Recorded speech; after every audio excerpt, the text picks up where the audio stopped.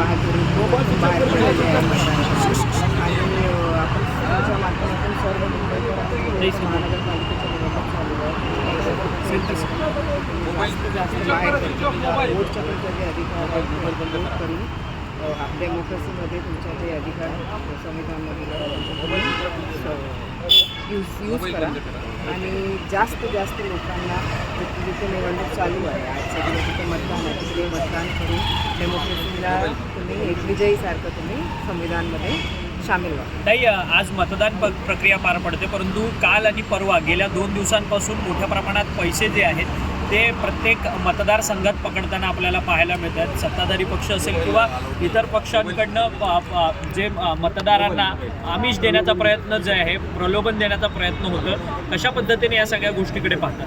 देखिए, ये सभी चीज़ें जो लोग करते हैं मुझे ऐसा लगता है कि संविधान को नहीं मानने वाले लोग, डेमोक्रेसी को नहीं मानने वाले लोग.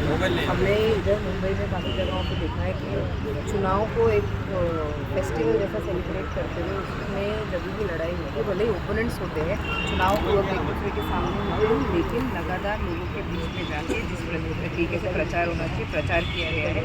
काफ़ी कंप्लेंट्स हमारे पास भी आई है. जब कंप्लेन आई है तो पुलिस प्रशासन के सामने एक चीज़ रखी है और पुलिस ने तुरंत उसके ऊपर कार्रवाई की है. तो हम सभी डिपार्टमेंट, चाहे वो इलेक्शन कमीशन हो चाहे वो पुलिस हो, सभी का धन्यवाद करते हैं कि उन्होंने शांतिपूर्वक इस तरीके से मैनेज किया अपने इलेक्शन का प्रचार का कैंपेन का टाइम.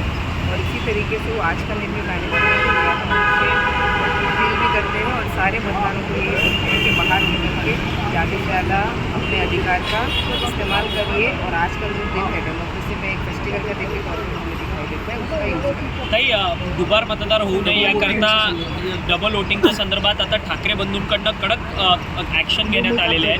त्यांच्याकडनं भगवा गार्ड जे आहेत ते प्रत्येक मतदान केंद्रावरती प्रत्येक वॉर्डामध्ये तैनात करण्यात आलेले आहेत. जो दुबार मतदार मिळेल त्याला तिथेच ठोकणार, अशा पद्धतीची भूमिका ठाकरे बंधूंनी घेतली आहे. काय म्हणायचं? असे भूमिकावर कोणी त्यांना बल देऊ नका, मला माझं असं म्हणणं आहे. आणि दुबार मतदान असेल तर ते व्हेरीफाय करण्याचा प्रोसेस कोणत्याही पक्षाने किंवा डिपार्टमेंटने घेतलं तर मला असं वाटतं ते एक चांगलं गोष्ट आहे. पण त्यामध्ये संविधानाच्या विरुद्ध जाऊन तुम्ही स्वतः डिसिशन घेणार आणि काही करणार ते योग्य नाही. मला वाटतं तुमच्याकडे काही दुबार मतदान भेटलं तर तुम्ही डिपार्टमेंट आहे तिकडे पोलीस कोणात त्यांना देऊन असं फायटिंग आणि असं त्यांना चॅलेंज करून काही चालणार नाही.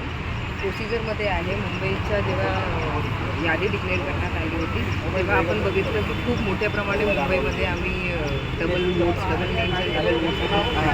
मतदार यादीमध्ये भेटलं होतं. पण त्याच्यानंतर काही रिफाईन करण्याचं प्रोसेस पण केलं होतं. तेव्हा हे सगळे जे होते ते कुठे होते? कारण आमचे लोक फील्डवर जाऊन एक मत एक वोटरचा डेटा व्हेरीफाय करत होते. आणि जेव्हा हे करायचं होतं तेव्हा नाही करून आजचा दिवस असेल लोकांना धमकाने मला वाटतं की योग्य नाही. पण तुम्हाला काही भेटलं तर आपल्याकडे डिपार्टमेंट आहे, आपल्याकडे त्यांना आपल्या मतदारसंघामध्ये या संदर्भात काही तक्रारी तुमच्याकडे आता आल्या तसं नाही. आतापर्यंत काहीच आलं नाही. पण जेव्हा यादी रिलीज झाली होती तेव्हा आम्ही प्रत्येक बूथला प्रत्येक ठिकाणी प्रत्येक वॉर्डमध्ये आमचे लोक ॲक्टिव्ह झाले होते. फक्त माझं स्वतःच्या पक्षाचे नाही, वेगवेगळ्या पक्षाचे लोक तिकडे टेबल आणि स्वतःच्या ऑफिसमध्ये टेबल टाकून आणि स्वतःच्या ऑफिसमध्ये हे प्रोसिजर चालू केलं होतं. आणि इलेक्शन डिपार्टमेंटकडे आम्ही हे सगळे जे डिटेल्स होते पाठवले. राष्ट्रवादी काँग्रेस पक्ष जो आहे तो मुंबईमध्ये जवळपास 94 ते 95 जागा लढताना पाहायला मिळत आहे.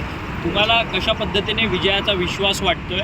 आणि महापौरच्या संदर्भात अनेक वक्तव्य जे आहेत ती अनेक पक्षाच्या नेत्यांकडनं समोर येताना पाहायला मिळतात. सन 1999 के बजट तक जब राष्ट्रवादी कांग्रेस पार्टी का निर्माण हुआ था उसके बाद हमने कभी भी 14 का आंकड़ा पार नहीं किया.